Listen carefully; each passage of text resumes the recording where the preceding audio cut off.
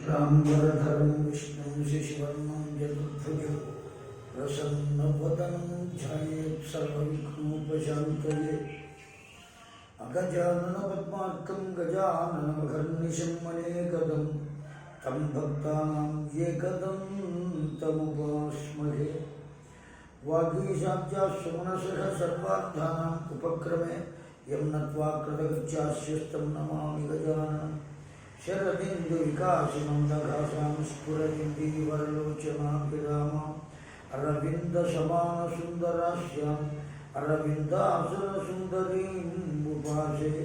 श्रीरामचन्द्रकार्तिकपारिजातसमस्तकल्याणगुणाभिरामः सीतामुखाम्भोरुहचञ्चलीकरनिरन्तरं मङ्गलमादनोतु। गुरुर्ब्रह्मा गुरुर्विष्णु गुरुर्देवो महेश्वरः गुरुस्साक्षात् परं ब्रह्म तस्मै श्रीगुरवे नमः।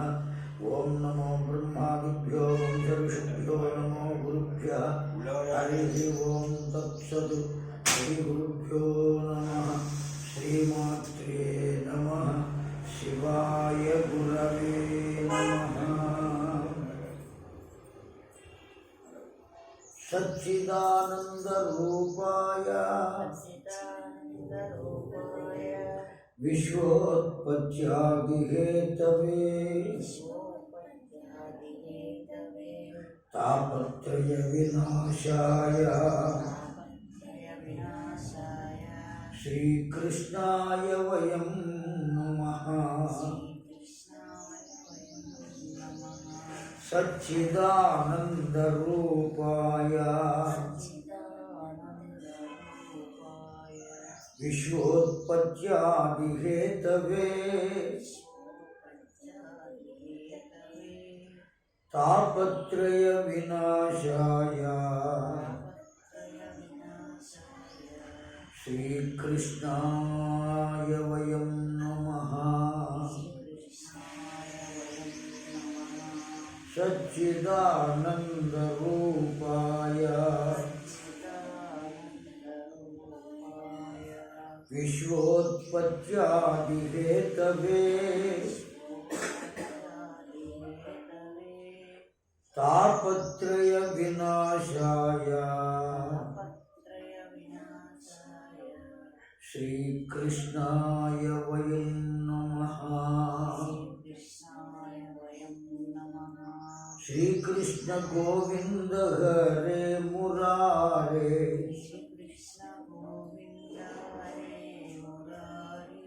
हे नाथ नारायण वासुदेवा।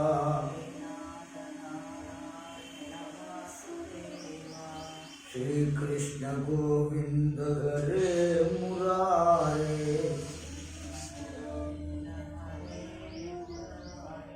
हे नाथ नारायण वासुदेवा।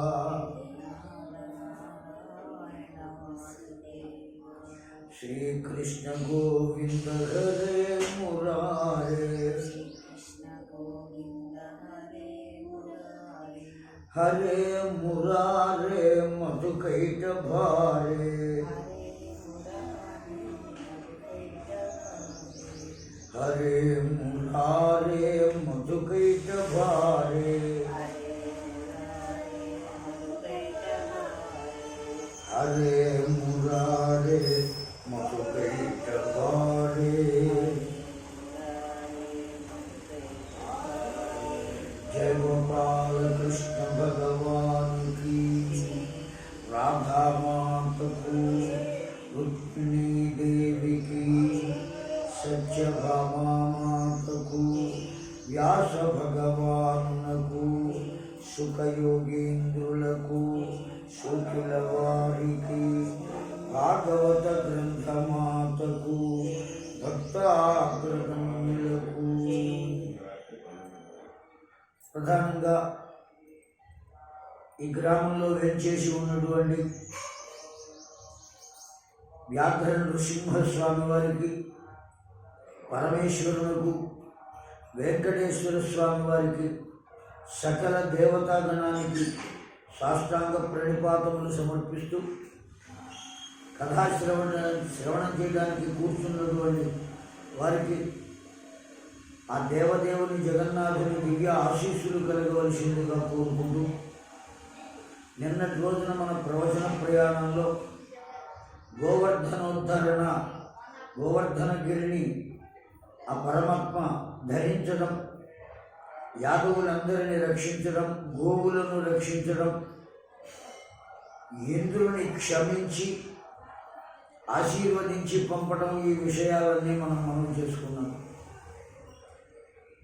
పరమాత్మ ఆ గోపికలందరూ కూడా కాత్యాయని వ్రతం చేసినప్పుడు మిమ్ములను తరింపజేసేటువంటి సమయం అతి త్వరలో ఉన్నది అని చెప్పారు.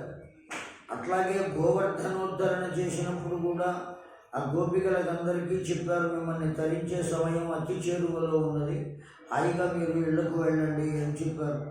ఇప్పుడు ఆ సమయం ఆసన్నమైంది. అర్ధరాత్రి పూట అరణ్యంలోకి వెళ్ళి కృష్ణ పరమాత్మ, అప్పటికి 8 ఏళ్ల వయస్సు ఆయన, ఆ 8 ఏళ్ల వయస్సులో ఉన్నటువంటి కృష్ణ పరమాత్మ అరణ్యంలోకి వెళ్ళి ఒంటరిగా నిలబడి ఒక చెట్టును ఆనుకుని వేణునాదం చేస్తున్నారు. అది రాత్రి సమయం. ఆ వేణునాదం బృందావనంలో ఎంతమంది ఉన్నారో అందరికీ వినబడింది.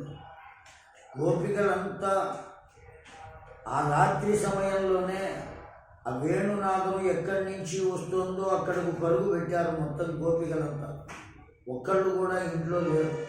తల్లిదండ్రులు అడ్డు వచ్చిన, భర్తలు అడ్డు వచ్చిన, కడుపున పుట్టిన పిల్లలు అడ్డు వచ్చినా ఆగకుండా అక్కడికి వెళుతున్నారు. ఎంత త్వరపడి వెళుతున్నారు అంటే, ఒక ఆవిడ తన భర్త పొలం నుంచి అప్పుడే వచ్చాడు. ఓ గోపిక పరిస్థితి, పొలం నుంచి అప్పుడే వచ్చాడు. వాడికి ఆకలి అవుతుంది. ఆ సమయంలో రైతులు కదా, ఎప్పుడు ఆకలితో ఉంటారో తెలియదు, ఎన్నిసార్లు తింటారో తెలియదు. ఆ కారణం చేత నాకు ఆకలి అవుతుంది, అన్నం పెట్టమన్నాడు. ముద్దపప్పు వేసింది ఆవిడ, అన్నం పెట్టింది, ముద్దపప్పు కలిపాడు. దాంట్లోకి ఏం కావాలి? నెయ్యి కావాలి కదా, అందుకోసం నెయ్యి పోయమన్నాడు వాడు. ఆ గోపికకు పిల్లవాడు ఉన్నాడు, పసివాడు. ఆ నెయ్యి ఉన్నటువంటి ముంత ఉట్టి మీద ఉన్నది. పసివాడిని ఎత్తుకుని ఉట్టి మీద నుంచి అది తీయటం కష్టం కనుక ఆ పసివాడిని కింద కూర్చోబెట్టి, నాన్న ఎడవకు, ఇప్పుడే ఎత్తుకుంటాను అని చెప్పి దింపింది. ఆ ఉట్టి మీద ఉన్న నేతి ముంత తీసింది, కరగబెట్టి పోసింది. ఆ పోసే సమయంలో ఆ వేణునాదం వినబడింది ఆ గోపికకు. ఇప్పుడు ఏం చేసింది? ఆ పిల్లవాడిని తీసుకెళ్ళి ఉట్టిలో కూర్చోబెట్టింది. ఆ ముంత అక్కడ పెట్టి వెళ్ళిపోతున్నది. న్యాయంగా ఉట్టిలో పెట్టవలసింది ఏది? ముంత పెట్టాలి. కానీ ఆ వేణునాదం విన్నటువంటి ఛాస చేత తాను ఏం చేస్తున్నదో తనకు తెలియని స్థితిలో పిల్లవాడిని ఉట్టిలో పెట్టింది. వాడు కుయ్యో ముర్రో అని ఏడుస్తున్నాడు. పట్టించుకోకుండా ఏం చేసింది? తాను మాత్రం ఆ వేణునాదం వచ్చిన వైపుకు వెళ్ళిపోయింది. ఎక్కడికి వెళుతున్నావని భర్త అడుగుతున్నాడు, అరుస్తున్నాడు. అయినా వినిపించుకునే స్థితిలో లేదు, వెళ్ళిపోయింది. ఇప్పుడు మనకేమర్థమైంది? భగవంతుని వద్దకు వెళ్ళేటువంటి వారు ఎవరిని పట్టించుకోరాదు, ఏ పరిస్థితిని పట్టించుకోరాదు. అన్నిటినీ వదులుకుంటేనే వాడి దగ్గరికి వెళ్ళగలుగుతారు. అర్థమైందా? లేకపోతే పరిపూర్ణంగా వెళ్ళలేదు. వీళ్ళందరూ కావాలి, నాకు వాడు కావాలి అంటే దొరకదు. అవ్వా బువ్వా రెండు దొరుకుతాయా? దొరకవు. ఆ కారణం చేత మొత్తం గోపికలంతా అరణ్యాలకు వెళ్ళిపోయారు. వాళ్ళందరూ ఆ సమయంలో అక్కడికి వస్తే వాళ్ళని చూశాడు కృష్ణ పరమాత్మ. అరణ్యానికి వచ్చేసారు, ఒక్కళ్ళు కూడా ఇంట్లో లేరు. చూసి అంటున్నాడు, స్వాగతం ఓ మహాభాగాః ప్రియం కింకరవాణివః వ్రజస్యాం నామయం కచ్చిత్ వృతాగమన కారణం. గొప్పగా అడిగాడు, గోపికలారా మీ అందరూ చాలా మంగళకరమైన స్థితిలో ఇక్కడికి వచ్చారు, చాలా సంతోషం. బృందావనంలో అందరూ క్షేమంగా ఉన్నారా? ఎందుకు ఇలా వచ్చారు ఇంత రాత్రి సమయంలో? ఏమండి, మీ కొరకు ఏం చేయమంటే అది చేస్తా నేను, కానీ ఇప్పుడు ఎందుకు వచ్చారో చెప్పండి అన్నాడు. అందరితో ఊరుకోరా. రజన్యేష ఘోర రూప ఘోర సత్వ నిషేవిత ప్రతియాత వ్రజం నేహ స్థేయం స్త్రీభి సుమధ్యమా. మీరు ఆడపిల్లలు, చాలా సుకుమారమైనటువంటి వాళ్ళు. ఇక్కడ క్రూరమైనటువంటి మృగాలు ఉంటాయి. ఎందుకు మీరు ఇక్కడికి వచ్చినట్టు భయపడతారు మీరు. కనుక నా మాట విని మీ మీ ఇళ్లకు మీరు వెళ్ళండి అని చెప్పాడండి. ఏం చెప్పాడు కృష్ణ పరమాత్మ? మీ ఇళ్లకు మీరు వెళ్ళిపోండి అని చెప్పాడు. వాడు ఎందుకు అక్కడి నుంచున్నట్టు, ఎందుకు వేణుగానం చేసినట్టు? వీళ్ళందరినీ పిలవడానికి కాదా? అవునా కాదా? మొత్తం అందరూ వచ్చారు. వచ్చిన తర్వాత మీరెందుకు వచ్చారు? ఇది చాలా దుర్మార్గమైన ప్రదేశం. అందున రాత్రిపూట మిమ్మల్ని నన్ను ఒంటరిగా ఇక్కడ చూస్తే ఎవరైనా ఏమనుకుంటారు? తప్పుగా భావిస్తారు కదా. కనుక మీ ఇళ్లకు మీరు వెళ్ళండి అన్నాడండి. అనేటప్పటికీ ఆ గోపికలకు ఒళ్ళు మండింది, కోపం వచ్చింది. ఇది విప్రియమాకర్ణ్య గోప్యో గోవింద భాషితం విషణ్ణా భగ్న సంకల్పా చింతాపాపుర్దురక్షయాం. వెలవెలపోయినాయి ముఖాలన్నీ. వాళ్ళల్లో వాళ్ళు ఆలోచిస్తున్నారు, అసలు వీడు వేణునాదం అర్ధరాత్రి పూట ఇక్కడ నుంచుని ఎందుకు చేశాడు? మనకందరికీ ఇక్కడికి రావాలి అనే సంకల్పం ఎందుకు కలిగింది? ఎవరితో వాళ్ళు వాయించుకుంటే వాయించుకుంటారు, మాంతే మాంతారు. ఇళ్లల్లో భర్తను, పిల్లలను, అత్తమామలను వీళ్ళందరినీ చూసుకుంటూ ఉండే మనకు ఈ అరణ్యానికి రావాలి అనేటువంటి కోరిక ఎందుకు పుట్టింది? ఆ కోరికను మన లోపల కల్పించిన వాడు ఎవడు? వాడే కల్పించి, వాడే వేణునాదం చేసి తీరా ఇక్కడికి వచ్చిన తర్వాత ఇప్పుడు ఏమంటున్నారు? మీరు ఎందుకు వచ్చారు? ఇక్కడ ఎవరైనా చూస్తే ఎట్టా ఉంటుంది? బాగుండదు, మంచిగా భావించరు. మీ ఇళ్లకు మీరు పోండి అంటున్నాడు.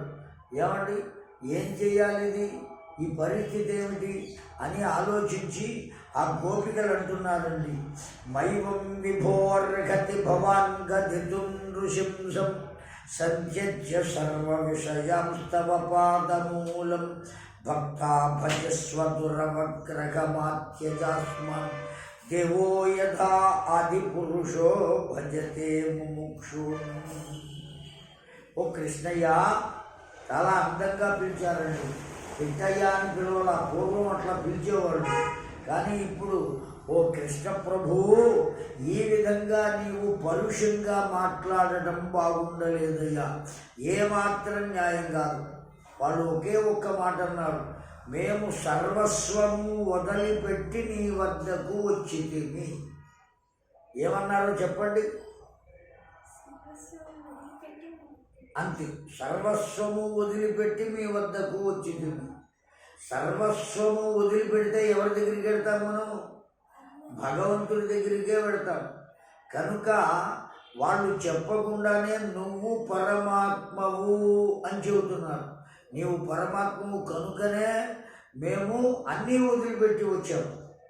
అన్నీ వదిలిపెట్టి వచ్చినటువంటి మమ్మలను ఈ విధంగా మాట్లాడడం నీకేమీ న్యాయం కాదయ్యా.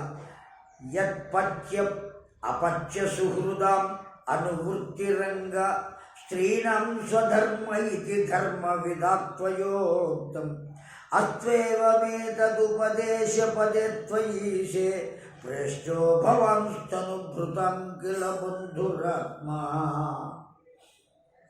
భర్త, పిల్లలు, అత్త, మామ, తల్లి, తండ్రి, మరుదులు, బావలు వీళ్ళందరూ ఇంట్లో ఉన్నారు. వాళ్ళే స్త్రీలకు ఆరాధ్యనీయము అనబడేటువంటిది ధర్మం. ఏ స్త్రీకైనా భగవంతుడు ఎవరయ్యా అంటే భర్తయే. కనుక భర్తను వదిలిపెట్టి రావడం అనేటువంటిది ధర్మం కాదు. కానీ భగవంతుణ్ణి ఆశ్రయించడం అనేది పరమధర్మం. అర్థమైందా అండి? ఇప్పుడు ధర్మం వేరు, పరమధర్మం వేరు. గోపికలు మాట్లాడుతున్నారు ఈ మాట. భగవంతుణ్ణి చేరుకోవడం అనేటటువంటిది పరమధర్మం. కారణం ఏమిటి అంటే ప్రేష్టో భవాంస్తనుభృతాం కిల బంధురాత్మ. కృష్ణయ్య, మాకు మా భర్తలు భగవంతుడే. మా భర్తకు భగవంతుడెవరు? నువ్వే కదా కృష్ణయ్య, నువ్వే మా భర్తకు భగవంతుడు. కేవలం భర్తకు మాత్రమే కాదు, లోకంలో ఉండేటువంటి సకల ప్రాణికోటికి, చీమకు, దోమకు కూడా నువ్వే భగవంతుడివి. మాకు కూడా నువ్వే భర్తవు. అందరికీ నీవు భగవంతుడవయ్యా. కనుక నిన్ను చేరుకున్నాం. ఇందులో తప్పే ఉన్నది? ఏం తప్పు లేదు. అర్థమైందా అండి? మనం రోజు గుడికి వెళ్తాం. ఆ గుడికి వెళ్ళి అర్చన చేసుకుంటాం, లేదా అభిషేకం చేసుకుంటాం. ఇవేవి ఓపిక లేకపోతే నమస్కారం చేసుకుని కాసేపు కూర్చుని వస్తాం. ఆ గుళ్ళో ఎవరున్నాడో వాడే ప్రత్యక్షంగా వచ్చాడనుకోండి. ప్రతిరోజు గుడికి వెళ్తున్నాం. ఓ రోజున గుళ్ళో ఎవరున్నాడు? భగవంతుడు ఉన్నాడు, వెంకటేశ్వర స్వామి. వాడే మీ ఇంటికి వచ్చాడు అనుకుందాం. అర్థమైందా అండి? అంతంత నామాలు పెట్టుకుని, అన్ని ఆభరణాలు వేసుకుని, నందక ఖడ్గాన్ని తీసుకుని వచ్చాడు అనుకుందాం శంఖచక్రాలతో. నువ్వు కూర్చోవయ్యా, నేను గుడికి వెళ్ళి వస్తాను అంటారా? లేదు, వాడే వచ్చాడు కదా అని నమస్కరిస్తారా? చెప్పండి.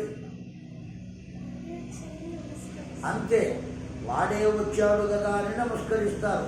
వాడే ఇంటికి వచ్చిన తర్వాత చాచా నువ్వు కాదయ్యా నేను గుడికే వెళ్ళాలి అని అనం.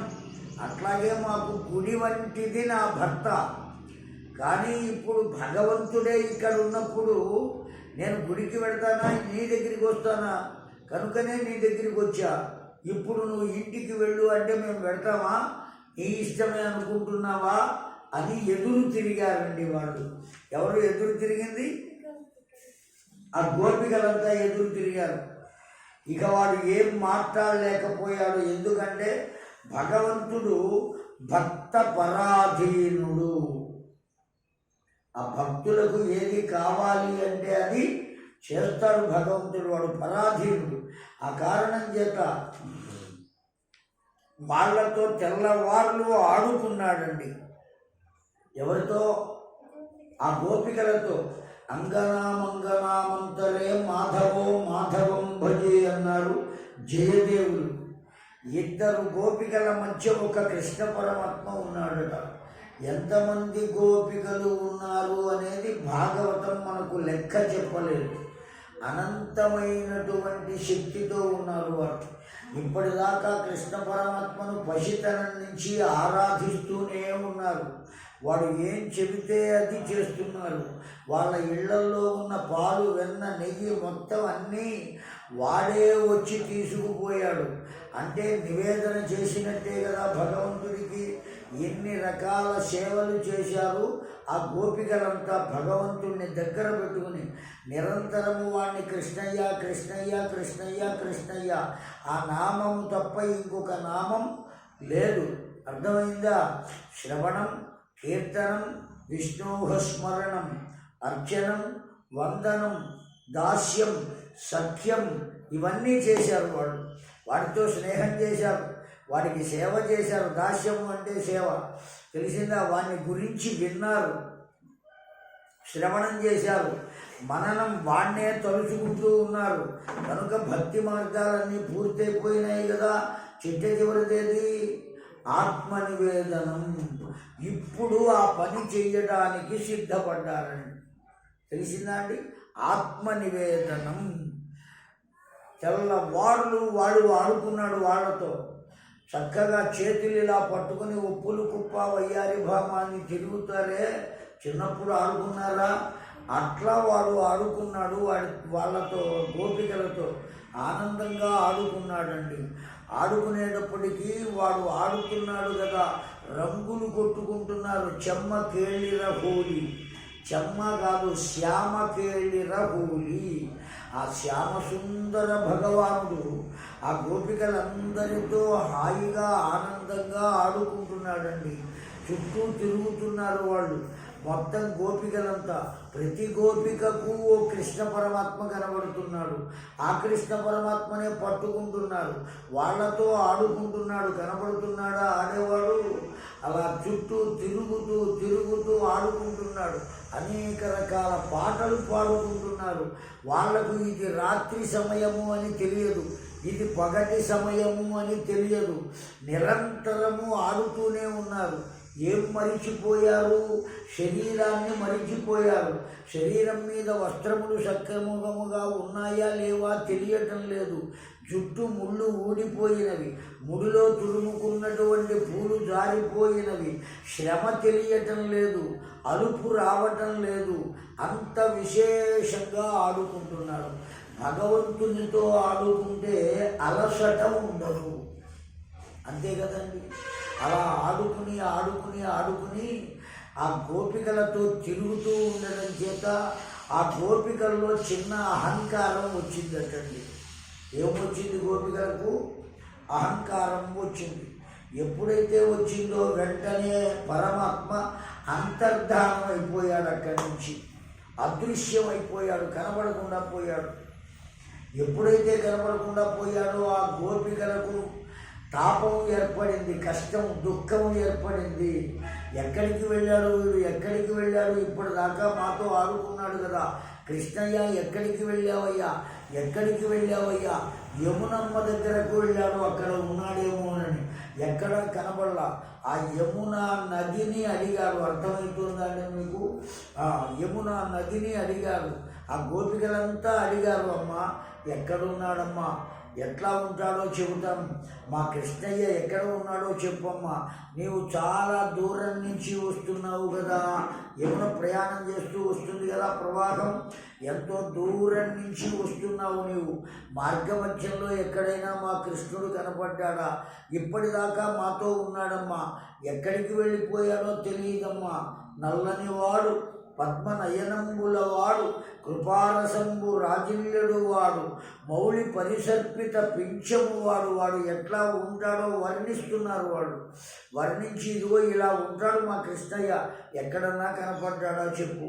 ఓ నీల మేఘమా, మా మేఘ సుందరుడు ఎటనైనా అగుపించెన. మేఘాలను అడుగుతున్నారు, ఓ నీల మేఘమా, నీలాగానే ఉంటాడు మా అబ్బాయి మా కృష్ణయ్య, వాడు ఎక్కడైనా కనపడ్డాడా? కింద నుంచి అయితే మేము ఎక్కువ దూరాన్ని చూడలేము, నువ్వు పైనుంచి చూస్తావు కదా, చూసి వాడు ఎక్కడ ఉన్నాడో చెప్పు. ఓ కుందమా, మా కుందరదను నెటనైన చూచితిరా. ఓ పున్నాగమా, పున్నాగవందితు నెటనైన చూచితిరా. ఓ విరిభూజమా, భువన సుందరు నెటనైన చూచితిరా. ఇలా కొమ్మలను అడుగుతున్నారు, చెట్లను అడుగుతున్నారు, రెమ్మలను అడుగుతున్నారు, మొత్తం అరణ్యమంతా తిరుగుతున్నారు ఆ గోపికలు. అర్థమైందా అండి? అలా తిరుగుతూ తిరుగుతూ ఉండగా ఒక చోటికి వెళ్ళేటప్పటికి శ్రీకృష్ణ పరమాత్మ పాద ముద్రలు కనబడినాయట. ఆయన నడిచినటువంటి పాద ముద్రలు కనబడినాయి. అమ్మయ్య, దొరికాడు వీడు. ఎక్కడున్నాడో ఇదిగో పాదాల గుర్తులు కనబడుతున్నాయి, ఈ గుర్తుల్ని అంటిపెట్టుకుని వెళదాము అని ఆ యమునా నది ఒడ్డున ఉన్న ఇసుకలో నడుచుకుంటూ వెళుతున్నారు గోపికలంతా గుంపులు గుంపులుగా. మీరు చూస్తూ ఉండండి వాళ్ళని, అర్థమైందా? వింటూ చూస్తూ ఉండండి. ఆ గోపికలు గమనం చేస్తున్నారు, అట్లా వెళుతున్నారండి. ఆ వెళుతూ ఉండగా ఒక చోటికి వెళ్ళేటప్పటికీ ప్రక్కనే ఇంకొక ఆడపిల్ల అడుగులు కనబడినాయిట. అంతతో గోపికలు కూలబడిపోయి నెక్కిన చేతులు పెట్టుకుని బోరు అని అరవటం మొదలుపెట్టారు.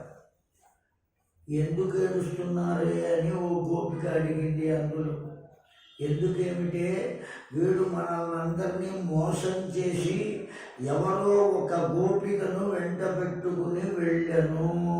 వారి అడుగులతో పాటు ఇంకో గోపిక అడుగులు కనబడుతున్నాయి, అవునా కాదా? కనుక మనల్ని అందరినీ మోసం చేసి ఒక్క గోపికను మాత్రమే తీసుకువెళ్ళాడే అని ఏడుస్తున్నాం. ఎందుకు ఏడవడం ఎందుకే, వాళ్ళిద్దరూ ఎక్కడున్నారో పట్టుకోవచ్చు, అట్లా పెడదాం పదండి అన్నది గోపిక. బయలుదేరి మళ్ళీ నడుస్తున్నారా, కొంత దూరం వెళ్ళేటప్పటికి వీడి అడుగులే ఉన్నాయి కానీ ఇంకో గోపిక అడుగులు లేవు. అర్థమవుతుందా మీకు? వాడి అడుగులే ఉన్నాయి. పైగా అడుగులు ఎట్లా ఉన్నాయి, ఇసుకలో అడుగులు కూరుకుపోయి కాలు తీస్తే మళ్ళీ ఎలా ఉంటుందో అలా ఉన్నాయి ఆ గుర్తులు. అర్థమైందా కాలేదా? ఇసుకలో కాలు దిగబడింది, దిగబడి కాలు పైకి తీస్తాం కదా, అది తీసినప్పుడు ఇసుకలో గుర్తు ఎలా ఉంటుందో అలా ఉంది. మళ్ళీ కింద కూరబడి అరవడం మొదలుపెట్టారు. మళ్ళీ ఎందుకు ఏడుస్తున్నారే అని అడిగింది ఓ గోపిక. అడిగితే అప్పుడు చెప్పారు, ఇప్పటిదాకా ఈ గోపిక అడుగులు ప్రక్కన ఉన్నాయే, ఇప్పుడు వాడి అడుగులు మాత్రమే కనబడుతున్నాయి, ఆ గోపిక అడుగులు లేవు. ఆ అడుగులు కూడా ఎలా కనబడుతున్నాయి, ఇసుకలో కూరుకుపోయినట్టుగా కనబడుతున్నాయి. ఏమై ఉంటుంది, ఇక్కడి దాకా నడిచిన గోపిక కృష్ణయ్య నేను నడవలేకపోతున్నాను అని ఉంటుంది. అప్పుడు ఆ గోపికను వీపు మీద వేసుకుని ఉంటాడు. ఆ వీపు మీద వేసుకున్న ఆ గోపిక ఎంత బరువు ఉన్నదో అందుకే వాడి కాళ్ళు ఇసుకలో ఇరుక్కుపోయినాయి. మా కృష్ణయ్య ఎంత బరువు మోశాడు కదా అని ఏడుస్తున్నామన్నారండి వాడు. తెలిసిందా అండి? వాళ్ళ భక్తి ఎంత గొప్పదో చూడండి. కేవలం శరీర వాంఛ చేత వాళ్ళు కోరుకోలేదు కృష్ణ పరమాత్మను. దేనికి కోరుకున్నారు? ధరించడానికి కోరుకున్నారు కాదా అండి? ధరించడానికే కోరుకున్నారు. ఆ గోపికలందరూ కూడా దివ్యమైనటువంటి కోరిక, అందులో ఏమాత్రము సందేహము లేదు. రాసక్రీడ అంటే చాలామంది ఏమనుకుంటారు, అదేదో శృంగారం అని అనుకుంటారు. రసో వై సహా అని చెప్పింది వేదం. సాక్షాత్తు ఆ పరబ్రహ్మమే రసపురుషుడు. పరబ్రహ్మాన్ని కోరుకోవడంలో ఏ తప్పు లేదు, ఏ దోషము లేదు. లోకంలో అందరూ కోరుకోవలసిందే. పురుషులైనా ఎవరిని కోరుకోవాలి? పరబ్రహ్మమునే కోరుకోవాలి. స్త్రీలైనా ఎవరిని కోరుకోవాలి? పరబ్రహ్మాన్నే. చిట్ట చివరికి చీమ, దోమ, ఏనుగు, కోతి, పంది, పిల్లి, కుక్క, నక్క, ఏదైనా ఏ ప్రాణి అయినప్పటికీ కూడా ఎవరిని కోరుకోవాలి అంటే పరబ్రహ్మమునే కోరుకోవాలి. వాడు జగత్తుకు భర్త కనుక వాడి గురించి కోరుకోవడంలో ఏ దోషము లేదు. అటువంటి ఆ కృష్ణ పరమాత్మ ఎంత బరువు మోసాడో, ఆ గోపిక ఎంత బరువు ఉన్నదో అని ఏడవటం ప్రారంభించారు. ఏడిస్తే దొరుకుతుంటే తిరుగుదాం పదండే అని ఆ గోపికలందరినీ లేవదీసింది ఓ పెద్ద గోపిక. మొత్తం లేచారు, వెతుకుతున్నారు. ఎట్లా వెతుకుతున్నారండి? కృష్ణ కృష్ణ కృష్ణ కృష్ణ కృష్ణ కృష్ణ కృష్ణ కృష్ణ కృష్ణ అంటూనే ఉన్నారు ఆపకుండా.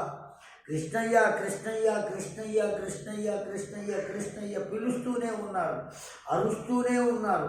ఆ కృష్ణ కృష్ణ కృష్ణ కృష్ణ కృష్ణ కృష్ణ కృష్ణ కృష్ణ అనగా అనగా ఈ గోపికలే కృష్ణుడుగా మారిపోయను.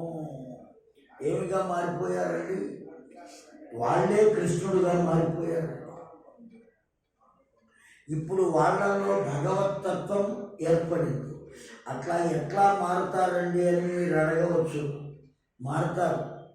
మీరు చదువుకున్నారుగా, చదువుకున్నారా? ఎంతవరకు చదువుకున్నారు?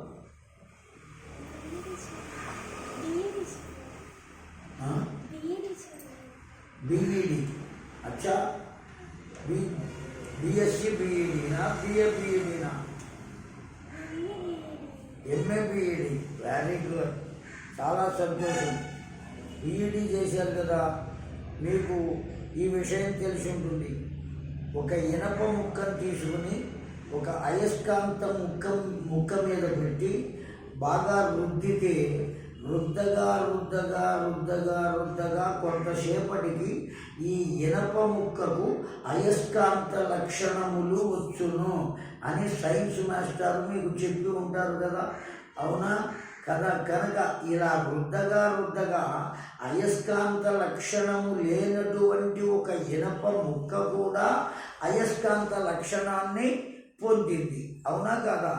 అట్లాగే గోపికలు కూడా కృష్ణ కృష్ణ కృష్ణ కృష్ణ కృష్ణ కృష్ణ కృష్ణ కృష్ణ కృష్ణ కృష్ణ అనగా అనగా అనగా అనగా ఏమైపోయారు? వాళ్ళు కృష్ణుడిగా మారిపోయారు. ఇప్పుడు ఒప్పుకుంటారా మారిపోయాడని? ఎవరైనా మారిపోతారు, ఒక్క గోపికలే కాదు. కాకపోతే ఈ గోపికలంతా ముందు ఏం చేశారు? వాడి చిన్నతనం నుంచి వాడితో స్నేహం చేశారు, ఆ భగవంతుడితో స్నేహం చేశారు, వాడిని దగ్గర పెట్టుకుని తిరిగారు, వాడికి సేవ చేశారు, వాడికి నైవేద్యం పెట్టారు, పాలు పెరుగు వెన్న నెయ్యి, వాడి నామాన్నే నిరంతరం తలుచుకున్నారు, వాడికి నమస్కారం పెట్టారు, అన్ని రకాల భక్తి మార్గాలు వాళ్ళు ఆచరించారు. అట్లా ఆచరించి మనం కూడా అదే విధంగా ఆచరించి వాణ్ణే వదిలిపెట్టకుండా తలుచుకుంటూ అంటూ కృష్ణ కృష్ణ కృష్ణ కృష్ణ కృష్ణ కృష్ణ అంటూ ఉండగా అనగా అనగా మనం కూడా ఏమైపోతాం? అప్పుడు కృష్ణుడిగా అయిపోతాం. అందులో ఏ సందేహం లేదు.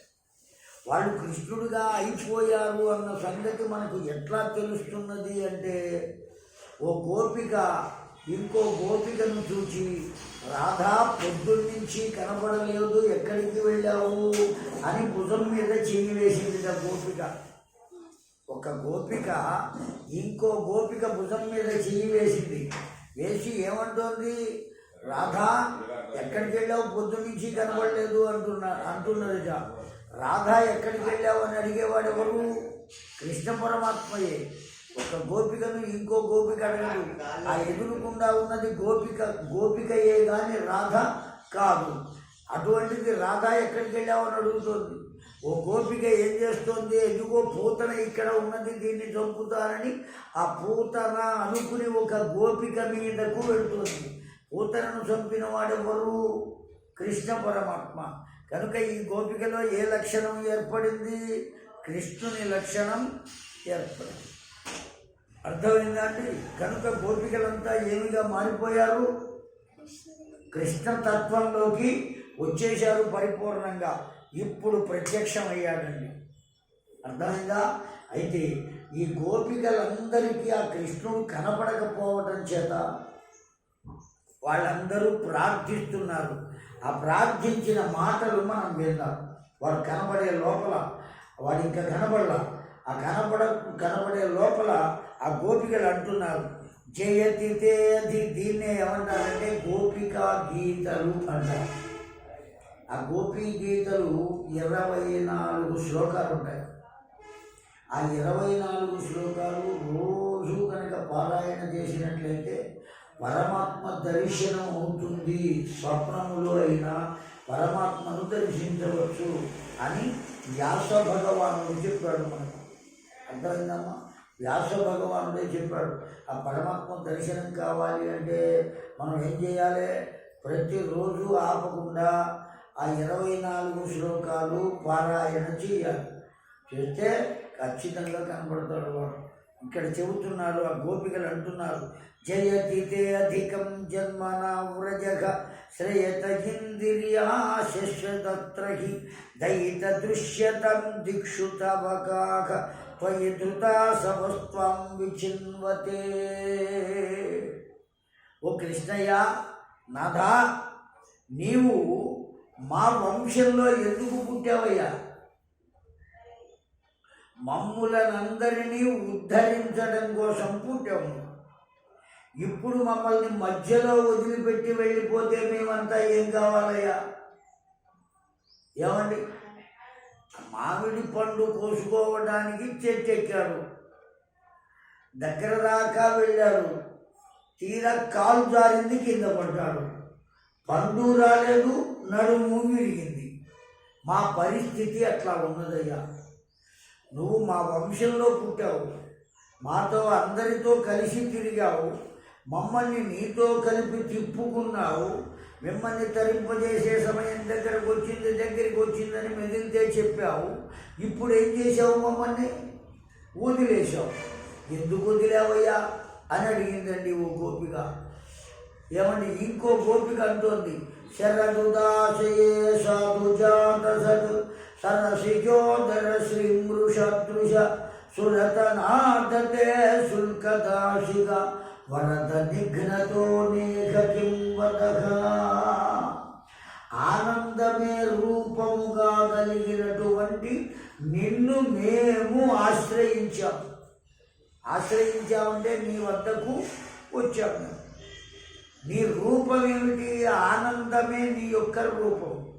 ఇప్పుడు చెప్పండి, వాణ్ణి సాధారణమైన పురుషుడుగా భావిస్తున్నారా, పరమాత్మగా భావిస్తున్నారా? గోపికలు పరమాత్మగానే భావిస్తున్నారు. వాడు సాధారణమైన మగవాడు కాదు, వాడు పరమాత్మగా భావించారు. కనుకనే ఆనందము యొక్క రూపమే నీవయ్యా.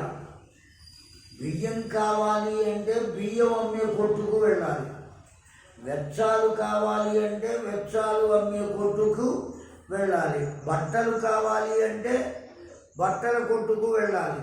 బియ్యం అమ్మే కొట్టుకు వెళ్ళి మంచి చీరలుంటే చూపించండి అంటే వాడు ఏం చేస్తాడండి? దొరుకుతాయా? చీరలమ్మే చోటుకు వెళ్ళి బస్తాలు బియ్యం కావాలి అంటే ఇవ్వగలడా? మనకు ఆనందం కావాలి అంటే ఎవరి దగ్గరికి వెళ్ళి అడగాలి? ఆనందము దుకాణం ఎక్కడున్నదో అక్కడికి వెళ్ళి అడగాలి. ఆ ఆనందపు దుకాణం ఎవరయ్యా అంటే పరమాత్మయే. కనుక ఆనందం పొందాలి అంటే మనం ఎక్కడికి వెళ్ళాలి? వాడి దగ్గరికే వెళ్ళాలి. అందుకనే మేము నిన్ను ఆశ్రయించాం.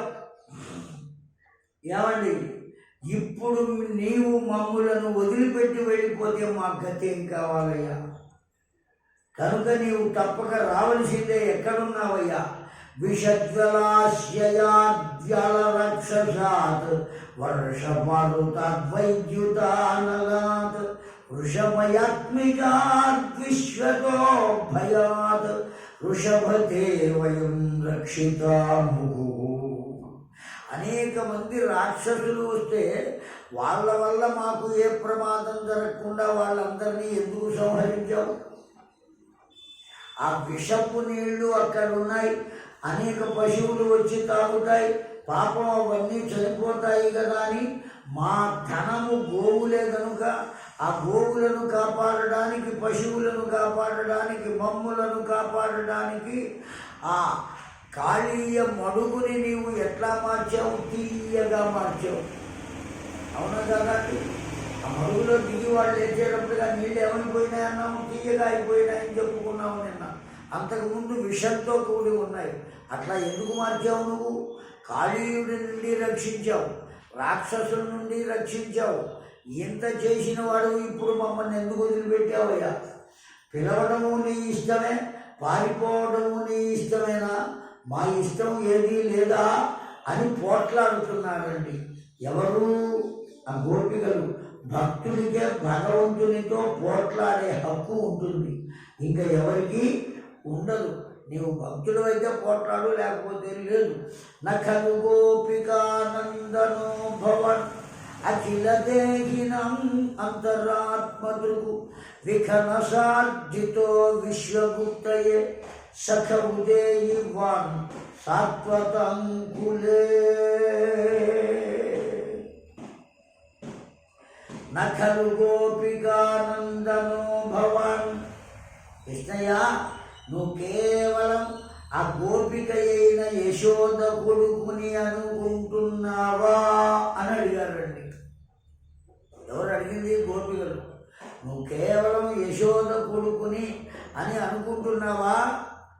కాదు కాదు. మరి ఎవరు? అఖిల దేహినాం అంతరాత్మదుకు. అందరి హృదయములలోనూ అంతరాత్మవై ఉన్నావు. అర్థమైందా అండి? ఆ ఆత్మస్వరూపుడవు నీవే. ఇప్పుడు చెప్పండి, గోపికలకు అతని పట్ల భగవద్భావము ఉన్నదా, పురుషభావము ఉన్నదా? భగవద్భావమే ఉన్నది. భావమే ప్రధానం అండి ఎవరికైనా కానీ. భావప్రధానం. భావగ్రాహి జనార్దన. పైకి మనం అనేక రకాల మాటలు భగవంతుడు ఎదురుకుండానే చెప్పవచ్చు, కానీ మన హృదయం లోపల ఏమి ఉన్నదో తెలిసిన వాడు ఎవరు? భగవంతుడు.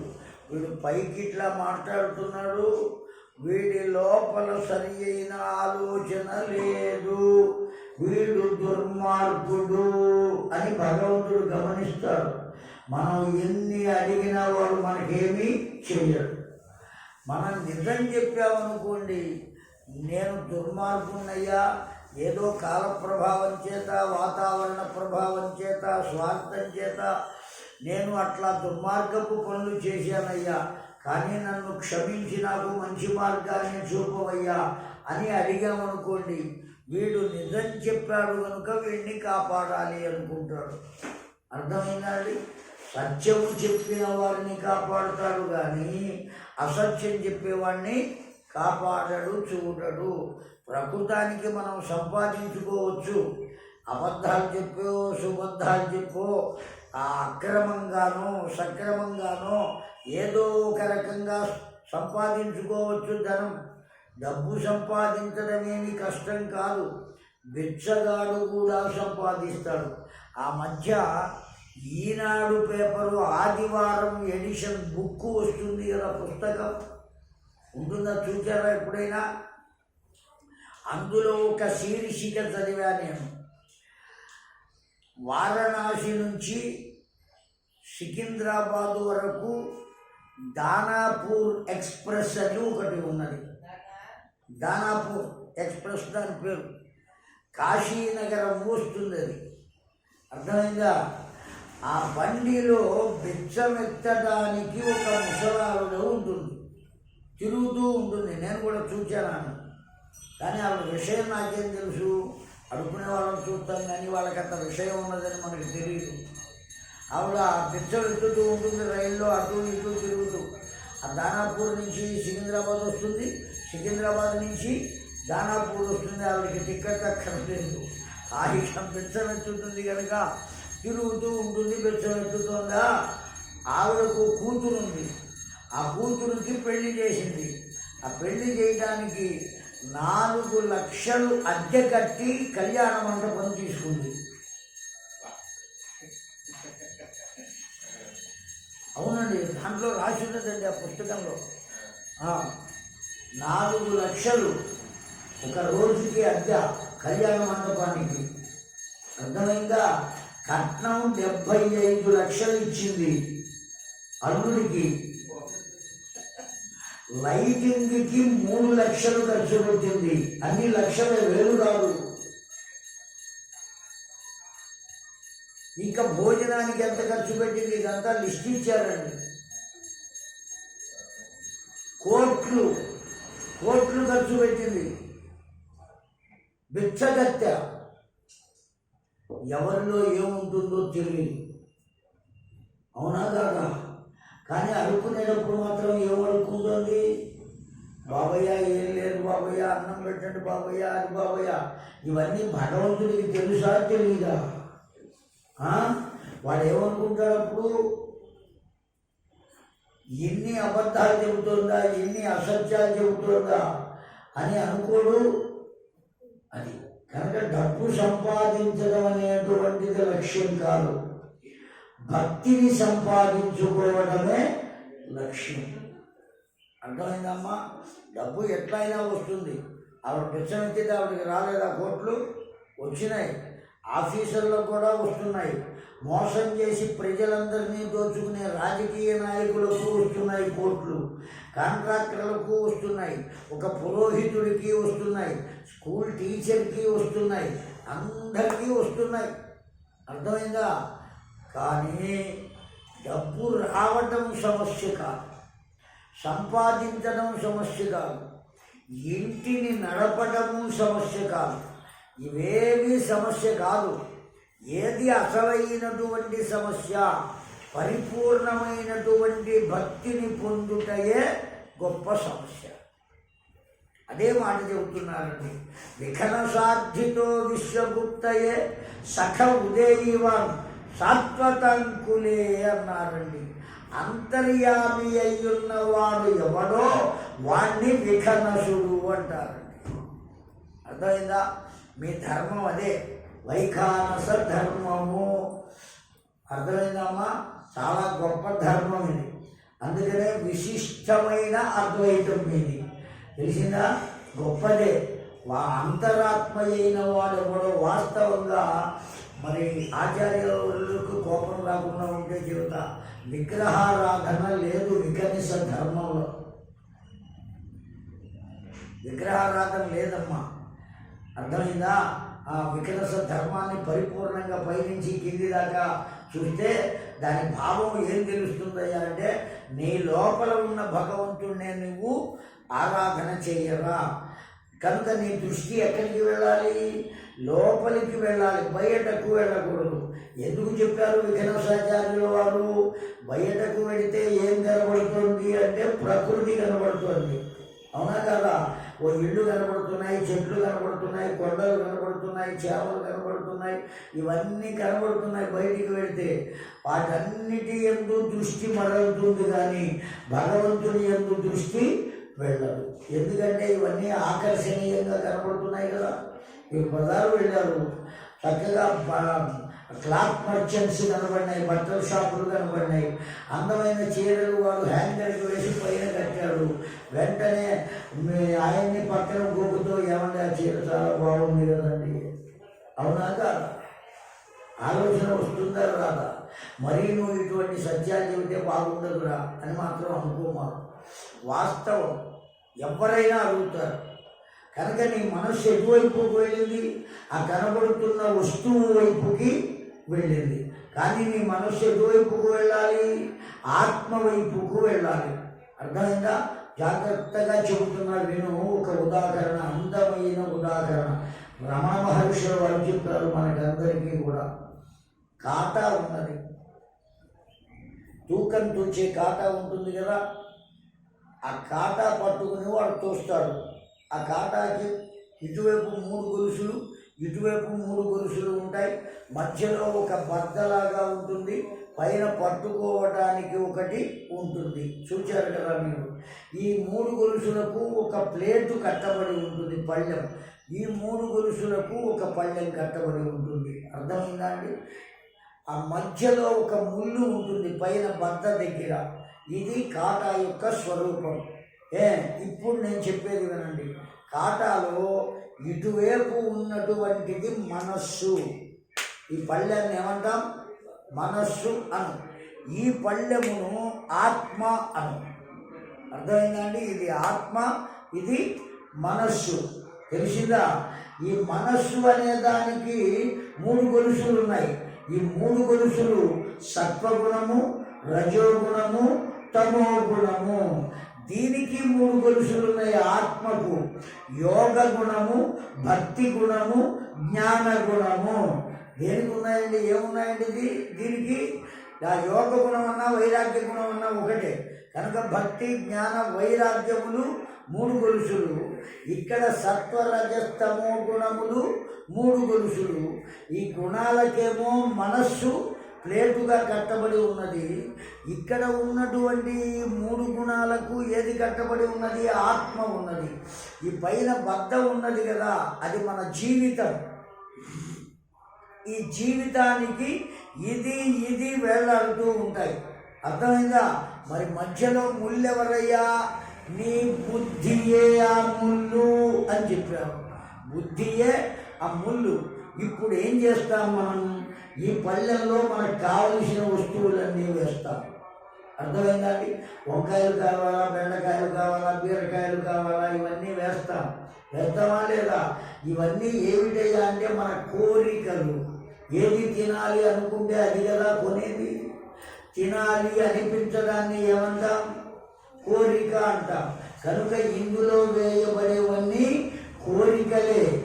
ఎంత కావాలి అనే దానికి బరువు తూచడానికి ఇందులో రాయి వేస్తాం. ఇందులో ఆత్మ అనబడే పళ్ళెంలో. దీంట్లో మార్పు ఉండదు. కిలో రాయి వేస్తే కిలోనే ఉంటుంది, అరకిలో రాయి వేస్తే అరకిలోనే ఉంటుంది. మార్పు ఉంటుందా? దీని అర్థం ఏమిటి? ఆత్మలో మార్పు ఉండదు అని అర్థం. ఆత్మలో మార్పు అనేది ఉండదు. ఎక్కడ మార్పు ఉంటుంది? కోరికల్లోనే ఉంటుంది. అందుకే మనం మార్కెట్కి వెళ్ళి కిలో వంకాయలు ఎంత అని అడిగాం. 50 రూపాయలు అన్నాడు. అయితే 1 కిలో ఇవ్వవయ్యా. చక్కగా వాడు వంకాయలు వేశాడు. 2 పళ్ళాలు సమానంగానే ఉన్నాయి. అర్థమైందా? మీరేం అడుగుతారో చెప్పండి. అప్పుడు మీరు చెబితే నేను ముందుకెళ్తాను. ఏమడుగుతారు అని? మొగ్గేది అని అడుగుతారు. అవునా కాదా? అందరూ అడుగుతారు. మీరు అడుగుతారో లేదో నాకు తెలియదు. అర్థమైందా? అసలు మాటే మాట్లాడరు. వాడితో ఏం మాట్లాడతారు? మీరు అడిగింది ఏమిటో కూడా వాడికి తెలియక పిచ్చెక్కి చేస్తారు వాళ్ళు. ఏమంటే అందువల్ల మొగ్గి ఎవరైనా సరే ఏమడుగుతారు? మొగ్గేది ఇంతేనా, ఇంకో కాయ వేయవయ్యా అని అడుగుతారు. ఎవరైనా అడుగుతారు. అంటే ఎప్పటికప్పుడు కోరికలకు తృప్తి అనబడేది ఉండదు. ఈ కోరిక తీరితే ఇంకో కోరిక, అది తీరితే ఇంకో కోరిక, అది తీరితే ఇంకోటి అనేకం వస్తూ ఉంటాయి. తృప్తి అనేది లేదు. ఒకదాని వెంట ఒకటి, ఒకదాని వెంట ఒకటి. అది ఆ పళ్ళెం కిందికి దిగేదాకా ఏమవుతాం? అరుస్తూనే ఉంటాం. వాడు ఏదో విసుగు పుట్టే వంకాయ దాంట్లో తీసుకోపో అని వేస్తాడు. అవునా కాదా అండి? ఆ పైన ఉన్న బుద్ధి అనబడే ముళ్ళు అప్పుడు ఎటువైపుకు వచ్చును? ఎటువైపుకు వస్తుంది? ఇటువైపుకు వంగుతుంది. మనస్సు వైపుకు వస్తుంది. ఆ మనస్సు ఏ పని చెబితే ఆ పని చెయ్యమని సంకేతం ఇస్తుంది. ఆ సంకేతం ప్రకారం ఆ జీవుడు ఆ పని చేస్తాడు. అర్థమైందా అండి? ఈ పళ్ళెంలో ఉన్నవన్నీ ఏమని చెప్పాం? కోరికలు. పళ్ళెం ఏమిటి? మనస్సు కదా. ఇప్పుడు మనం ఏం చేసామంటే ఈ బరువుని ఇట్లాగే ఉంచాం. మార్పు లేని ఆత్మను ఇలాగే ఉంచాం కలపల. ఇందులో ఉండే కోరికలు అనే వాటిని మొత్తాన్ని తీసేసాం. అర్థమైందా? తీసేస్తే అప్పుడు ఈ పళ్ళెం, మనస్సు అనే పళ్ళెం ఏమవుతుంది? పైకి వెళ్ళిపోతుంది. ఈ పళ్ళెం ఏమవుతుంది? కిందికి వస్తుంది. బుద్ధి అప్పుడు ఎటువైపుకి వస్తుంది? ఆత్మ వైపుకి వస్తుంది. దీన్ని ఆత్మదర్శనం అంటారు. అర్థమైందా? ఇప్పుడు ఆత్మదర్శనం అంటే ఏమర్థమైంది? ఆ ముళ్ళు అటువైపు రావడం కాదు, బుద్ధిని ఆత్మవైపుకు తిప్పుట. అంటే నీ ఆలోచన ఎటువైపుకు వెళ్ళాలి? ఆత్మ ఎక్కడుందో అక్కడికి వెళ్ళాలి. బయట చూడడం కాకుండా. వికనసాచార్యుల వారు చెప్పిన సిద్ధాంతమే అది. అర్థమైందా అండి? అందుకనే భాగవతంలో కూడా చెప్పారు, వికనసార్థితో విశ్వగుప్తయే. అది రహస్యమైనటువంటిది. తెలిసిందా? ప్రపంచానికి అంతటికీ ఇదే రహస్యం. వాడు గుళ్ళో లేడు, బళ్ళో లేడు, ఎక్కడో లేడు. మనం తయారు చేసిన దాంట్లో లేడు. ఎక్కడున్నాడు? ఇక్కడే ఉన్నాడు. కాకపోతే మనం సామాన్యమైన మానవులం కనుక మన చూపు, మన దృష్టి ఒక చోట నిలబడాలి కనుక ఒక సంకేతము ఉండాలి అనే ఉద్దేశంతో పెద్దలు మనకు ఈ సంప్రదాయాన్ని ఇచ్చారు. ఏ సంప్రదాయాన్ని? ఓ విగ్రహాన్ని పెట్టుకోవడం, ఓ ఫోటో పెట్టుకోవడం, దాన్ని చూస్తూ ఆ భగవంతుడిని భావన చేయడం. అర్థమైందా? అలా చెయ్యగా చెయ్యగా చెయ్యగా చెయ్యగా కొంతకాలానికి వాడు లోపలే ఉన్నాడు అని మనకు అర్థమవుతుంది. అప్పుడు దాన్ని వదిలిపెట్టి మన దృష్టిని లోపలికి పంపాలి. ఎప్పుడైతే ఆ దృష్టిని అంతర్దృష్టిగా మార్చుకున్నావో వెంటనే భగవంతుడు అక్కడ కనబడతాడండి. ధ్రువుడు కూడా ఆ ఎదురుకుండా ఓ బొమ్మ పెట్టుకుని చేశాడు. కొంతకాలం అయ్యేటప్పటికీ ఆ బొమ్మను చూడకుండా కళ్ళు మూసుకుని చేశాడు అని చెప్పాం. ఎందుకు? ఆ బొమ్మగా ఉన్నటువంటి రూపము ఇప్పుడు వాడి హృదయంలోకి వచ్చింది. అంతే కదా అండి. అందువల్ల మీరు రోజు పురాణం వినేటప్పుడు నేను చూశాను అని చెబుతున్నారు కదా. ఎట్లా చూస్తారు? అంతకుముందు వాడి రూపాన్ని మీ కళ్ళతో చూశారు. ఆ రూపం అంతా మీ మనస్సులో ఉన్నది. ఇప్పుడు ఆ భావన ఎప్పుడైతే వచ్చిందో మనస్సులో ఉన్నటువంటి ఆ రూపం ఎక్కడికి వస్తుంది? ఆత్మ దగ్గరికి వస్తుంది. బుద్ధి ఇటు రావటం చేత. తెలిసిందమ్మా? ఆ కారణం చేత నీ అంతర్దృష్టితో కనుక చూసినట్లయితే వాడే కనపడతాడు. మమ్మల్ని అంతర్దృష్టికి తీసుకువెళ్ళాలి. నీవు కేవలం నువ్వు ఆ గోపికైన యశోద కొడుకుని అనుకుంటున్నావేమో. మా అందరి హృదయాలలో ఉండేటువంటి పరమాత్మవు నీవే. ఇప్పటిదాకా మాతో ఆడుకున్నావు, ఎక్కడికి పోయావురా అని అడిగారండి గోపికలు. ఏమండి, వాస్తవంగా వాళ్ళేదో తుచ్చమైన నీచమైనటువంటి కోరికతో కృష్ణ పరమాత్మ దగ్గరకు వస్తే ఈ మాట అంటారా చెప్పండి? నఖలు గోపికానందనో భవాన్. ఎంత గొప్ప మాట అన్నారు. అంతటితో ఊరుకున్నదా గోపిక? అఖిల దేహినాం అంతరాత్మదుకు.